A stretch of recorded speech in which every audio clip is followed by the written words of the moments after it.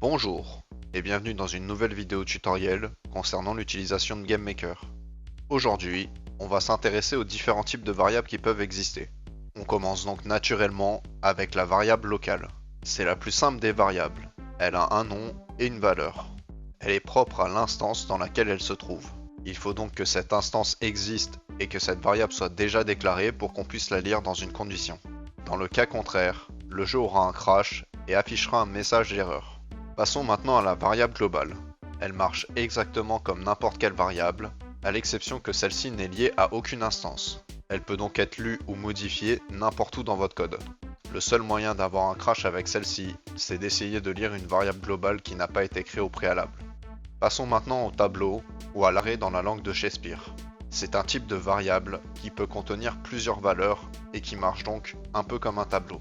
Pour lire une valeur dans celui-ci, il vous faudra connaître l'emplacement de la valeur que vous voulez lire. Le dit emplacement est représenté par un ou plusieurs nombres affichés entre des crochets. Veuillez aussi noter que le tableau peut être utilisé de manière locale ou globale. Personnellement, j'aime bien utiliser les tableaux pour tout ce qui est texte au niveau de mon jeu. Le tableau contiendra donc toutes les chaînes de caractères présentes dans mon jeu, ainsi que leur traduction. D'ailleurs, on parle aussi souvent de dimensions avec les tableaux. Un tableau en une dimension ne sera qu'une simple liste. Le tableau en 2 dimensions ressemble au tableau classique qu'on a l'habitude de voir. Et le tableau en 3 dimensions sera un peu comme un bâtiment avec des pièces et ses habitants. Il n'y a pas de limite aux dimensions qu'un tableau peut avoir. Cependant, au-delà de la 3e, ça devient très vite confus. Passons maintenant à la structure. La structure est une collection de variables. On a donc enregistré leurs valeurs. C'est donc pratique si on veut enregistrer plusieurs variables dans une seule. On peut donc les lire ou les modifier en appelant le nom de la structure, puis en faisant un point suivi de la valeur qu'on veut lire. Mélangées au tableau, les structures sont très pratiques pour par exemple créer un système de sauvegarde. Et bien évidemment, les structures peuvent être utilisées localement ou globalement. Et finissons maintenant avec les variables locales. Les variables locales sont des variables existant déjà de base dans votre jeu.